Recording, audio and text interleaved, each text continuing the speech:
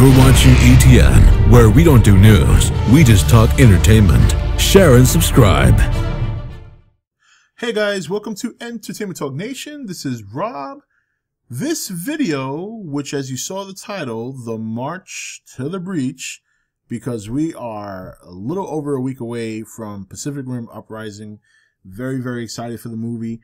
And we will do a rewind review for Pacific Rim. That'll probably be sometime later this week. But this video, I wanted to revisit some theories that I spoke about in the past regarding if there's any ever chance that the Godzilla MonsterVerse could ever collide with the Pacific Rim universe. Now, I love doing these videos for a number of reasons. Number one, it drives some of you crazy. And that in and of itself is funny. I love nothing more than to come up with these theories or these speculations and to pinpoint in the comment section the people that it drives so crazy that they type in caps in their comments how much it's not gonna happen. That to me is entertainment in and of itself. I take screenshots just so you know, and I do share your comments with the public. Yes. So if you want people to see you triggered and tilted, please comment about how crazy I am and how I know nothing Jon Snow. Okay, moving forward.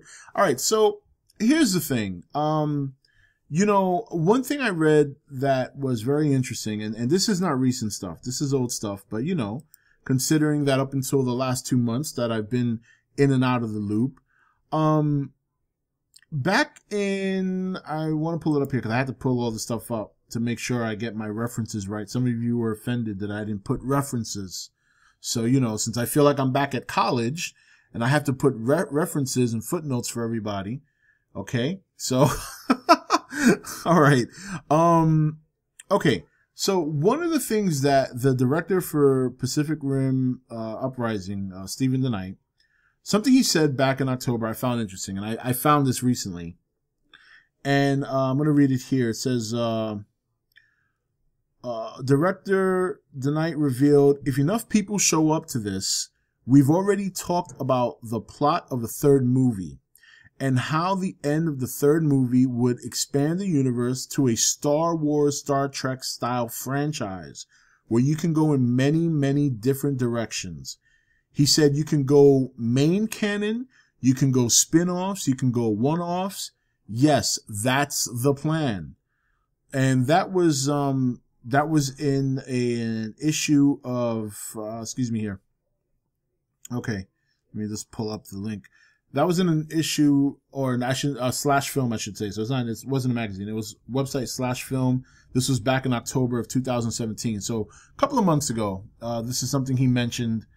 And, you know, I mean, I thought it was pretty interesting. You know, I thought it was pretty interesting because, that does open the door for many things when you're trying to expand your universe. And I thought, I hadn't read that at the time. You know, for me, this is new. This is something I just discovered. I'm sure a lot of you guys have read this already. But it goes beyond that. He also said you can go main canon. Okay, we read that part. The Knight also talked about the possibility of a crossover with the MonsterVerse, of which co-writer of Pacific Rim Uprising, T.S. Nolan, is a member of the writer's room. Now, this writer's room is something we did speak about sometime last year when it was revealed that Legendary made a huge writing panel of, you know, talented writers to come up with different possibilities and this and that. This is when I started discussing the possibility of the MonsterVerse clashing with the universe of Pacific Rim. And I said in many of those videos in the past that, you know, even if they don't ever do it, I can assure you they're talking about it. And it looks like here, while it doesn't say directly that's the case, I'm almost certain that it has come up. How could they do it? And this was, pardon me, this was, on Collider that this came up.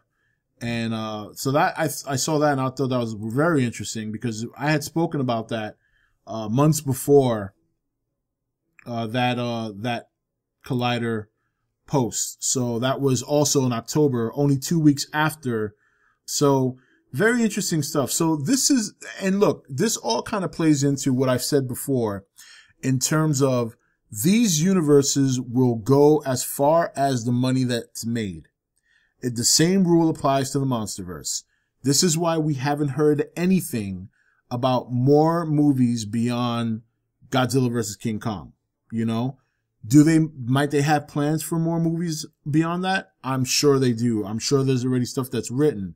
But they're not going to go on the green light with any of those projects until they see how much revenue they gather from these movies. And if they see that, because kaiju movies, monster movies are very hit and miss.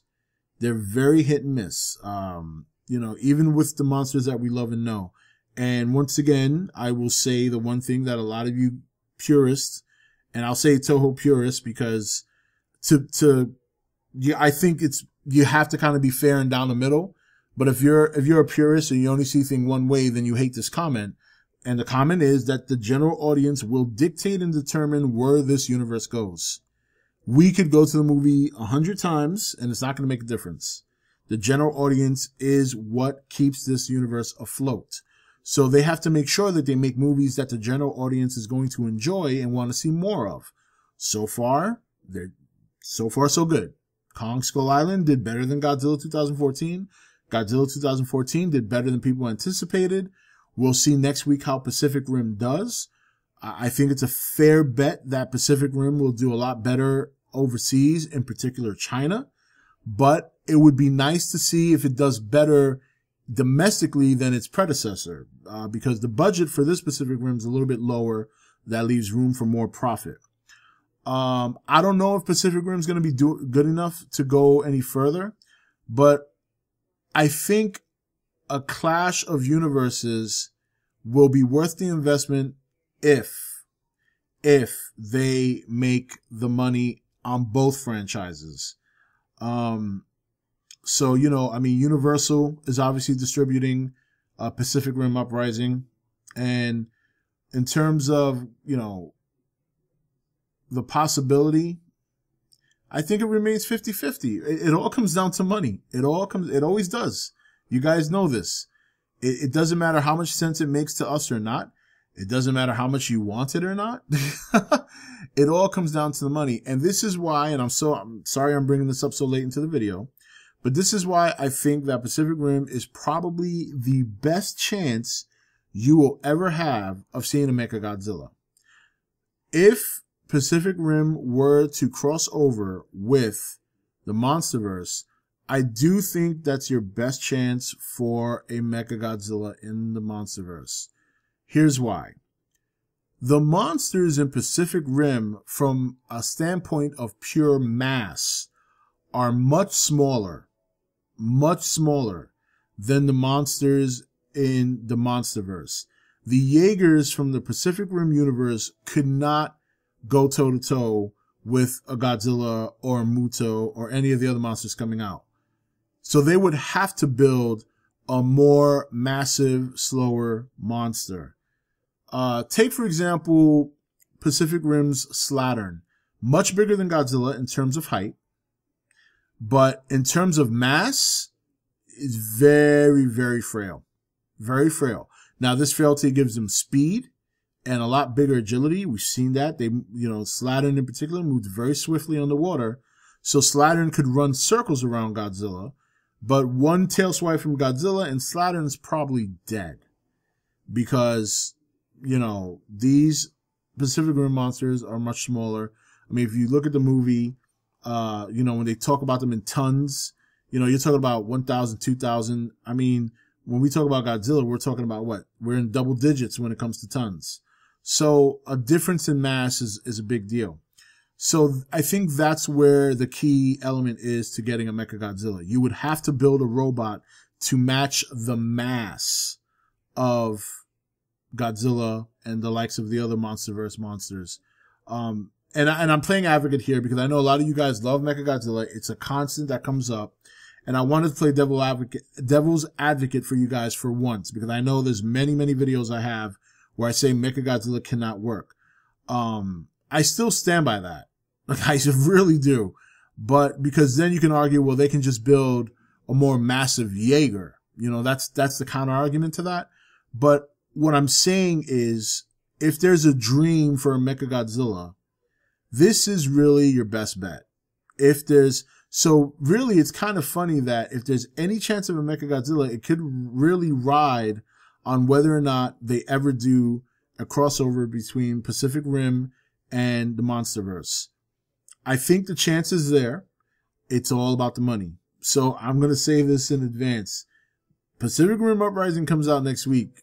So, you know, go to the movie, support it if it's something you might want to see. But yeah, learning that from those 2 October articles and understanding the statistics of the monsters, the differences, because the Pacific Rim monsters, they're faster, they're more agile, but they're frail compared to the MonsterVerse monsters. They just have less mass. You would need a Jaeger to match the mass of Godzilla and all his other buddies. And I think that's where you find a little gap where you can sneak in a MechaGodzilla. So rejoice, guys. There might be a slight chance. I mean, again, this is all theoretic. This is all speculation. But I think breaking this down and learning what I've learned, to me, that would be the best opportunity to squeeze in a MechaGodzilla in the future. The question is whether or not they ever go forward. So it looks to me like Pacific Rim Uprising will determine a lot of what goes on in the future of not only the Pacific Rim universe, but whether there's ever a shot in hell that we get a crossover. So I would say domestically, it would have to do better than Pacific Rim by a decent margin. It would have to keep its feet overseas. And then I think if it does that, it's still very slim, but at least your foot's through the door. And sometimes that's all you need. Sometimes that's all you need is your foot through the door. They do have I can tell you guys right now, they have developed ideas and pre-scripts for a crossover. I can guarantee that. You have a writing room of writers from both sides of the field. So don't think for 1 second they haven't thought of it, but no green lights are going to be lit. Nothing's going to be spoken of, and nothing's going to be leaked until they know for sure that it's going to be worth the investment. So pretty big that Pacific Rim Uprising might actually determine the future of whether or not we get continued kaiju movies and get a big crossover. And I know some of you don't want the crossover. I get that. And if you don't want the crossover, that's fine.